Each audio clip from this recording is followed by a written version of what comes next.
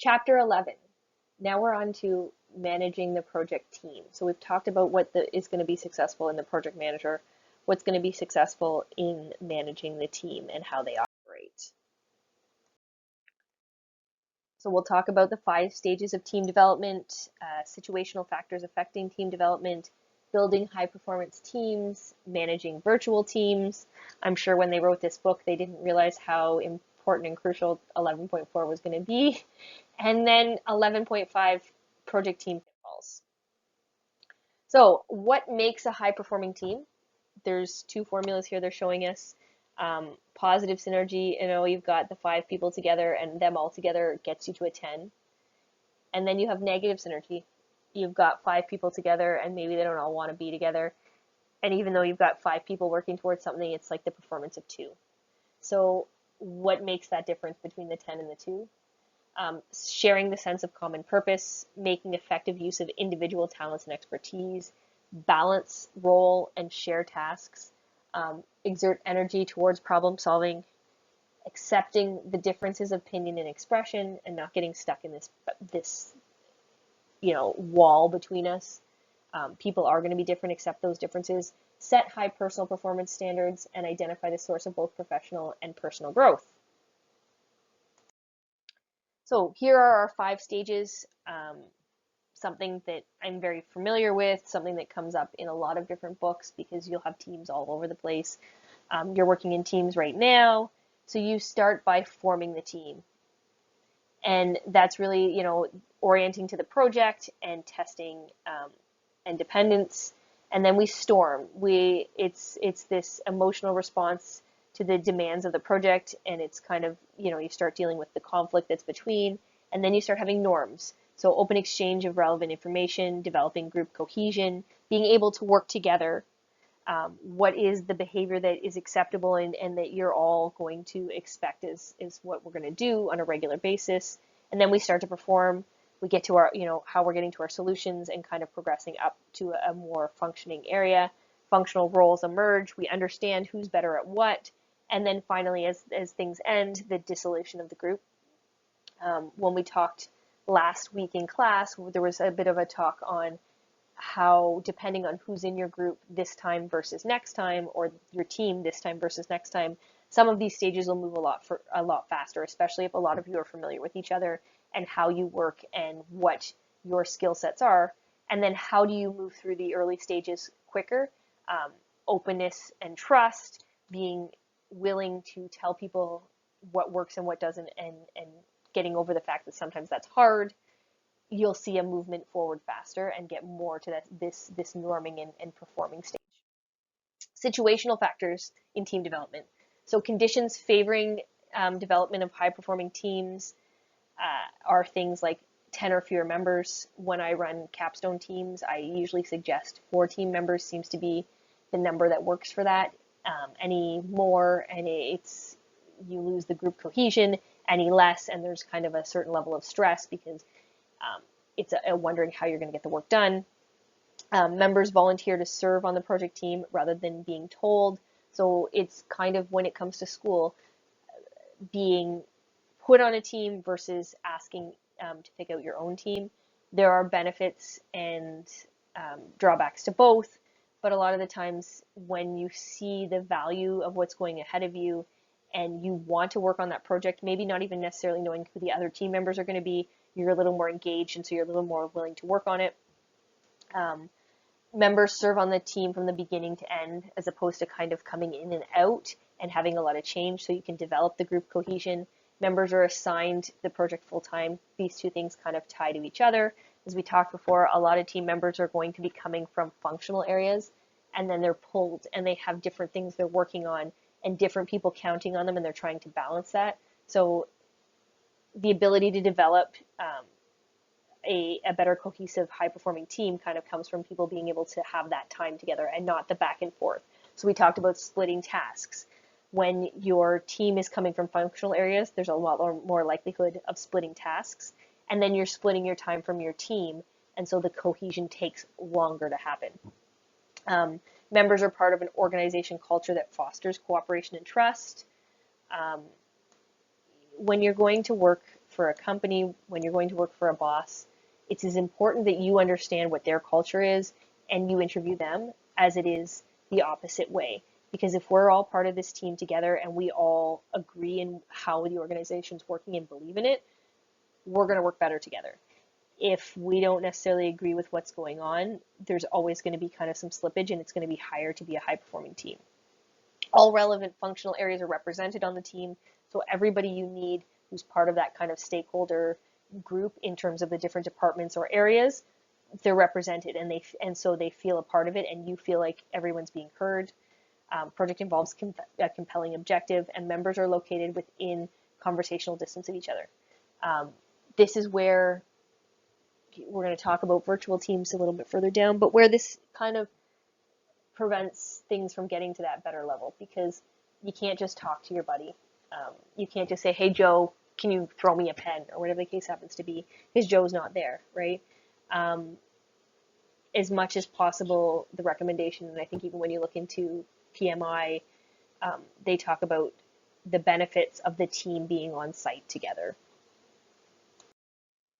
So building high performance teams, we recruit the team members, we conduct project meetings, we establish the team identity, create the shared vision. You build a reward system. How are we going to feel rewarded? What works for us? Manage the decision making. How are we going to manage it? Is it going to be by group? Is it going to be by majority? Do we work through the conflict and come to this solution? We have to manage conflict and rejuvenate the project team, and then we'll see the higher performance. Recruiting project members. So what factors come into this? The importance of the project, the management structure being used, considerations that need to be factored into the recruitment process, problem-solving ability, availability. Jenny might be the best at a certain thing, and I really want her on my team because every time I work with her, it's great. But Jenny's got 6 weeks of vacation in the next 3 months, or she's got another really important thing coming up. She's writing her exam for whatever it happens to be. It's just not going to work. Technological expertise, we're going to need people there that can work in the frameworks that we need. Credibility, can we believe they're going to do what we're going to say they're going to do?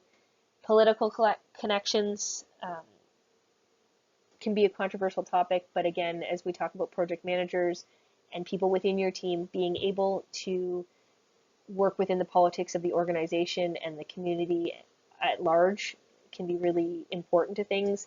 Ambition, initiative, and energy, and familiarity to what's going on. Conducting project meetings. How do we do the meetings? So we're going to have a project kickoff, and then we're going to establish the ground rules on how we all want to operate, and that's going to take some time, but that's getting in us that storming and norming phase. And then planning out decisions and tracking them and managing changes, relationship decisions, and managing subsequent project meetings. How are all these things going to happen? If we know up front and we know what works, we're going to be better at doing it. Establishing team norms. Confidentiality is maintained. No information is shared outside of the team unless it's all agreed. It is acceptable to be in trouble, but it's not acceptable to surprise others. So when things are going wrong, let us know and we can work around it. But surprising us with something happening that we have no idea and we can't maybe foresee and tell the customer, or come up with ways that we can crash other areas. If we don't have that, how are we going to get through it? Zero tolerance for bullying. We don't need to bully people. We need to work through the problem or issue. We can accept that people are going to have differences, agree to disagree, respect outsiders and don't flaunt one's position on the project team, and hard work does not get in the way of having fun. So we can work hard and do everything else, but that doesn't mean that we can't go and have lunch or go and have a glass of wine after work, and that doesn't mean we're not working hard. Establishing a team identity. Having a successful team, they're going to have an identity within them, and this isn't just in the work environment. For instance, I've talked previously about my cycling. We have meetings as a team before we race on how we're going to race. So we effectively use our meeting time to see, what's going through all the characteristics of who's racing that week, how the race course is set up, the timing of the race, who's going to lead us, and who's going to be the team lead or the project lead for that. identifying the fact that people are in different areas and times and how do we work around their schedules, creating a project name, just like us with our teams for cycling, that's kind of the part of us that we identify that's the same. Get the team to build or do something together early on, an activity maybe outside of directly what you're doing, and then have team rituals. So maybe when you start a meeting every day, something, you do either a fun activity or you go, somebody's always responsible for coffee and it circles through, and it's just something that you guys know that you're going to do together, and it brings you more together. Um, Requirement for an effective project vision. So you need to communicate, you need to have a strategic sense of what's going on, inspire others, and passion, and you bring those things together and everybody understands them, and you bring your team together with them as the project manager, and you'll start to see that you're going to have a project vision and people can work towards it. Managing project reward systems. The reward system encourages team performance and extra effort. Project managers advocate for the use of group rewards so that we're all rewarded for the behavior of what happens in the group, and we want to work together because we know if we all do what we're supposed to do, we're all going to get something out of it. Some project managers have to use negative reinforcement to motivate project performance. Unfortunately, sometimes people are just not motivated, and there has to be consequence as well. So a reward system kind of goes both ways. But recognize that a reward for one person as a project manager isn't the same as it is for another. So what do people see as important? Is it a letter of recommendation? Is it public recognition for outstanding work? Is it a different job assignment, or maybe some flexibility? You work really hard, but it would be so much easier if a couple of days a week you didn't have to drive into the office when you're going to plug away on your own work, and that's okay. Or you work, they work 4 10-hour days instead of 5 8s during the summer, or whatever the case happens to be. Rewards are not always strictly what somebody might think. It might not always be just a financial bonus. So understanding what motivates people and using that in your reward system, you'll see better project teams. Orchestrating the decision-making process. So facilitating group decision involves 4 major steps. Identify the problem, generate alternatives, and everybody willing to be speaking up, which means we can't bully and we can't put people down. Reaching a decision, and how are we going to reach that decision? And then following up as things go along to make sure everything is going as it should and that process has been followed. Managing conflict. So conflict isn't always bad, right? Sometimes it helps us work through our situations and decide what the solution should be. Having the devil's advocate, is this really where we want to go? Asking the group to take 15 minutes to come up with all the reasons they shouldn't pursue a course of action, because maybe there's something we just haven't thought about. But then as the project manager, to make your team trust you and to trust each other, sometimes you're going to have to be the person that manages that difficult conflict and mediates it or arbitrates it, controls it. Maybe you have to eliminate it. Maybe there's a team member who is poisonous to the environment or to the team, and they have to either make a change or you need to pull them off the team. And this is why we say being a project manager can be great, but it can also be really hard because you're having to make hard decisions or stand up for things that aren't always fun to have to do. Sources of conflict over the project life cycle. So when we're defining it, priorities, procedures, and schedules. When we're planning it, you'll notice one thing that's coming up here over and over again: priorities. What are everyone's priorities? What's making their schedule work the way it is? We talk schedules here, right? Especially if they're not fully on that team and they're working for a functional team as well. Procedures, how people are going to do things. There's going to be technical differences, and that can cause issue, and your workforce. And you can see these things kind of follow through between defining, planning, executing, and then finally delivery. And a lot on the schedule front, because it comes into so many areas. What's going on in people's lives in terms of the hours that they are available to work? What is their work schedule? Is it flexible? Are there holidays coming up? Are there other commitments to the organization? Are there vacation times or periods where people aren't going to be around and it's conflicting? All these things can cause conflict during the project because people feel like extra burden is put on them. or that they can't do certain things because they're stuck to this other project. So we have to kind of manage those sources of conflict as it comes along. And then rejuvenating the team as things, we've gone through hard times. How do we make them feel better? So institute new rituals, show the team an inspirational movie, have a pep talk. One time my boss took us out to play laser tag, and apparently rejuvenation of the team meant how many people could shoot me in laser tag. Having a project sponsor give a pep talk, sometimes we have people come in outside of our direct organization, like that we're working in, or our team, that have a little bit of different perspective or have been through different things. And it just kind of gives you insight, understanding what's going on with the corporation. Working for big corporations and corporations such as GM, where we were going through really rough times and we had projects going on to keep ourselves going. When high level people would come in and talk to us about what was going on and the difference that we were making, you could start to feel it and you could stay engaged. And what are the formal techniques? Hire an external consultant to facilitate team building sessions. I've had a lot of that go on in my career. Things like doing True Colors. It's an interesting exercise. Maybe we can look at where when you start to understand the different personality traits and the way people are, you can approach them differently. And then it starts to build team cohesion because you know how to deal with Sally, Billy, and Joe, and how they're different from each other and what works best. Link team building activities with outdoor experiences to provide an intense common experience.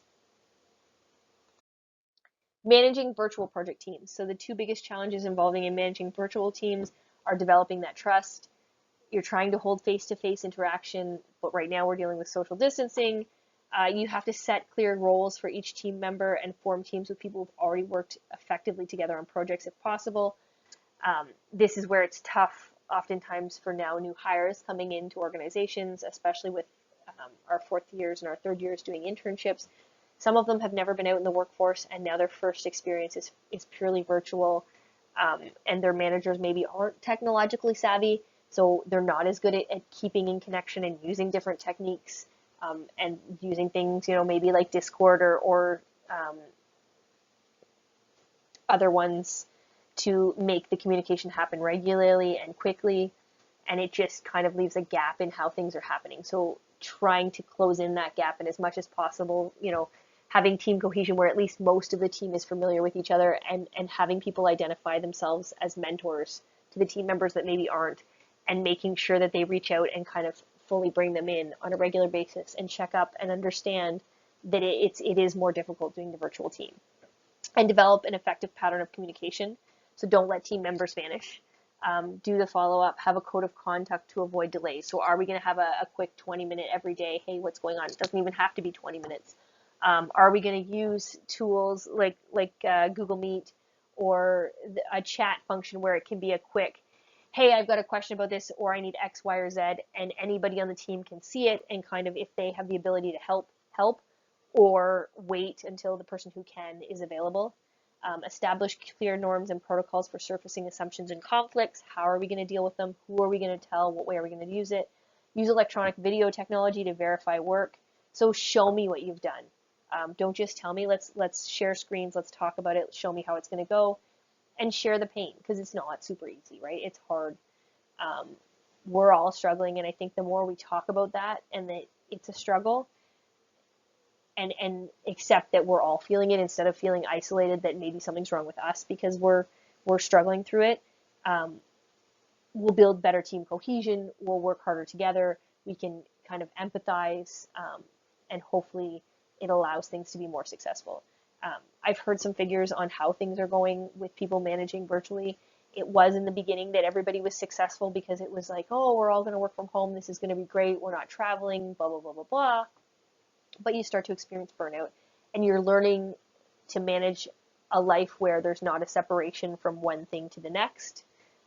So having kind of a schedule and an organization of how we're going to do things as a team, having those regular meetings, having a coffee chat time where we kind of set up breaks within our day to make it kind of normal, it's going to make it go more effectively. Recognizing there's time differences, and what are the project team pitfalls. It's going to be things like groupthink, where we kind of get stuck in one pattern. Um, Negative stereotypes of outsiders. Like, we have to understand that, yes, we're a cohesive group and it's great with what we're going on there, but there's outside versions too.